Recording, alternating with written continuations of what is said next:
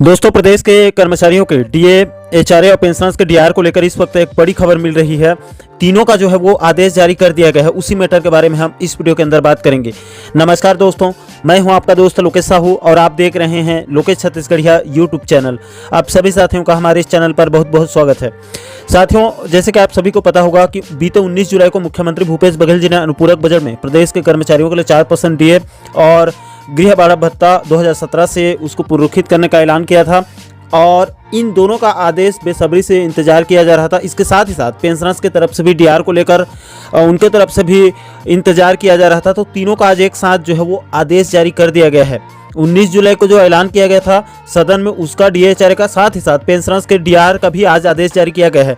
दोस्तों, सबसे पहले हम जो है वो आदेश को थोड़ा सा मैं आपको संक्षिप्त में बताते चलूँ इसके महत्वपूर्ण पॉइंट को, क्योंकि अगर विस्तार से बताया तीनों चारों आदेश को तो वीडियो बहुत ज़्यादा लंबा हो जाएगा, इसलिए थोड़ा मैं जल्दी में बताते चलूँगा। सबसे पहले आप इस आदेश को देखिए।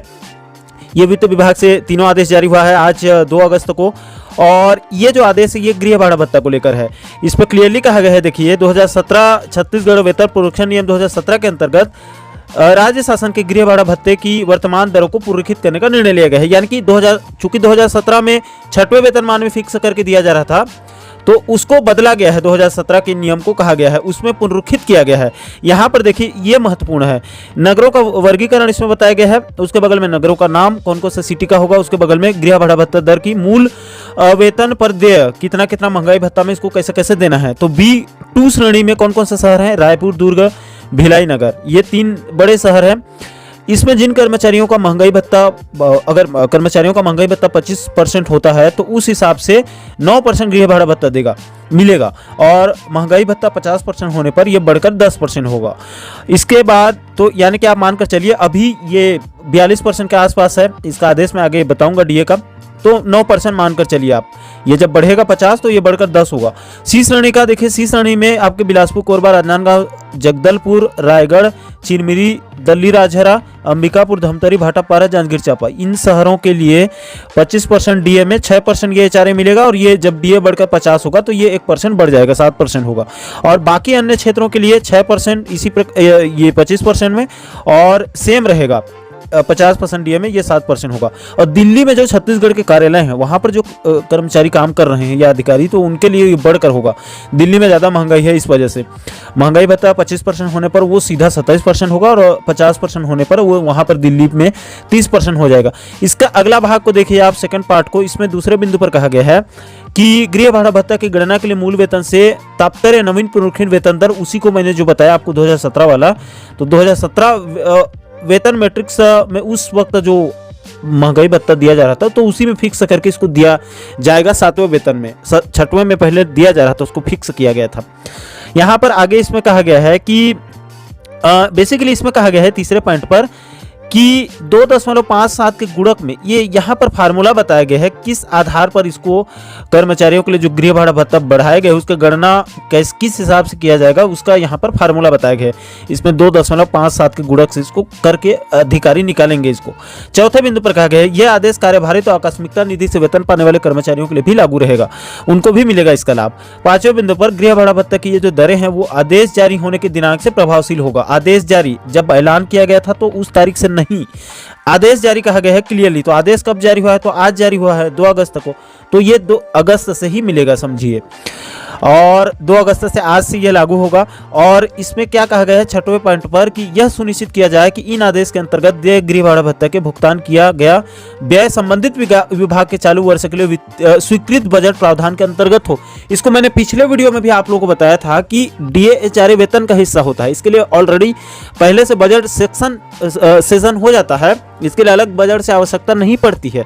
इसी को इसमें कहा गया है कि इसके लिए पहले ही हम लोग ने बजट दे दिया है, तो उससे ज़्यादा नहीं होना चाहिए कहा गया है, उसका एडजस्टमेंट आप करिए, ये है इसका मतलब।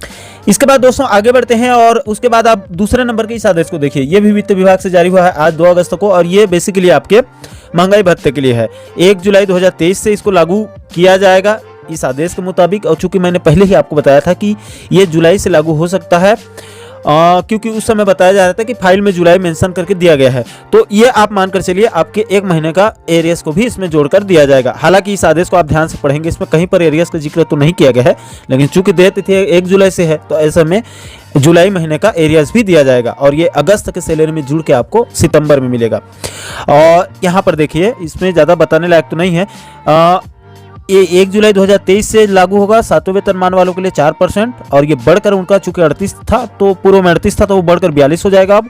और 6वें वेतनमान वालों के लिए ये उनके लिए भी 1 जुलाई से लागू होगा और उनके लिए 9% लागू किया जाएगा, 221% उनके लिए बढ़ जाएगा। लेकिन दोस्तों इसमें एक बात नोट करिएगा, कुछ लोग बोलते हैं कि 221 तो ज़्यादा है, तो चूंकि ये 6वें वेतनमान वालों के लिए है तो 6वें वेतनमान वालों के लिए सैलरी कम रहता है, तो उस हिसाब से उनका 221 भी बहुत कम है। 42 के सामने में 42% 7वें वेतनमान में दिया जाएगा, तो 42 बहुत ज़्यादा है। इसके कंपेयर करेंगे तो 6वें वेतनमान में, 6वें वेतनमान वालों का सैलरी कम होता है, इसलिए इनका जो है वो डीए भी कम बनता है सीधा सीधा। और इसमें जो नियम वगैरह होता है वो सेम है, इसमें ज़्यादा परिवर्तन नहीं किया गया, इसलिए मैं इसको और डिटेल्स आपको बताकर वीडियो ज़्यादा लंबा नहीं करना चाहता। इसमें भी क्लियरली कहा गया है 6वें बिंदु पर कि महंगाई भत्ते का भुगतान विभाग के चालू वर्ष के स्वीकृत बजट प्रावधान से अधिक न हो।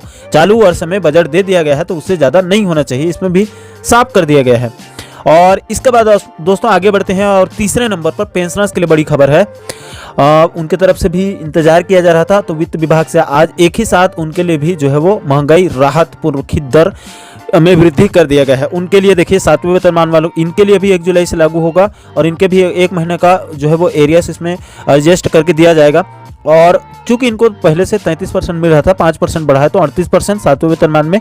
6वें वेतनमान वालों का 11% बढ़ाया गया है तो उनका बढ़कर 212% अब हो जाएगा। इसमें एक सवाल और है कि मध्य प्रदेश के पेंशनर्स के लिए क्या होगा इसमें, तो उनके लिए देखिए दोस्तों, चूंकि पहले ही शिवराज सरकार ने वृद्धि कर दिया है, उसके लिए सहमति भी मांगा है, तो अब 5% बढ़ गया है, तो मध्य प्रदेश के पेंशनर्स के लिए भी 5% उनके लिए भी बढ़ जाएगा, तो उनके लिए भी अब 38% महंगाई राहत हो जाएगा। हो सकता है उनके लिए मध्य प्रदेश से अलग आदेश जारी हो वहाँ के लिए, बाकी यहाँ से हो चुका है तो आप मानकर चलिए श्योर है कि उनको भी 1 जुलाई से 38% महंगाई राहत मिलेगा, उनके लिए भी बड़ी राहत है। और इसका जो सेकेंड पार्ट है वो चूँकि पहले भी जो आदेश जारी हुए हैं उसमें सेम रूल रेगुलेशन है, तो इसमें भी है, तो इसको भी मैं पढ़कर आपका समय लेना नहीं चाहता। इन सभी आदेश का जो PDF है वो हमारे टेलीग्राम चैनल पर बाकायदा अपलोड कर देंगे, आप चाहें तो आप वहां से डाउनलोड करके बारीकी से आप अध्ययन कर सकते हैं। तो बड़ी खबर है दोस्तों।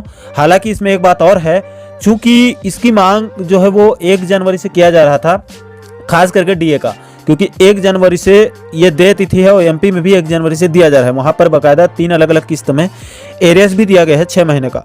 तो इसका एक हिसाब से देखा जाए तो एरियस राशि का नुकसान यहाँ पर उठाना पड़ रहा है कर्मचारियों को। और वैसे भी अगर एरियस की बात हो रही है तो अगर पुराने एरियस को देखेंगे 2019 जुलाई से, तो ये बहुत बड़ा जो है वो एरियस का नुकसान हुआ है।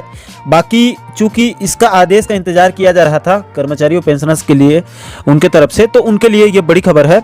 DA HRA DR साथ ही साथ DR का भी पेंशनर्स के लिए भी उनके लिए भी आदेश जारी कर दिया गया है। तो दोस्तों इस खबर पर आपकी क्या राय है, आपके क्या ओपिनियन है, आप नीचे अब कमेंट सेक्शन में अपनी प्रतिक्रिया आप जरूर साझा कीजिएगा। और इसी प्रकार आप आगे भी छत्तीसगढ़ और मध्य प्रदेश के कर्मचारियों पेंशनर्स के DA HRA DR से जुड़ी मुद्दों पर वीडियो देखना चाहते हैं तो चैनल को आप सब्सक्राइब कर लीजिएगा, ताकि आने वाले सभी नए वीडियो का नोटिफिकेशन आप लोगों तक तुरंत पहुंच सके। दोस्तों अभी के लिए फिलहाल इस वीडियो में इतना ही, मुझे दीजिए इजाजत। मैं मिलता हूं आपसे एक और महत्वपूर्ण मुद्दे के साथ, तब तक के लिए जय हिंद, जय छत्तीसगढ़।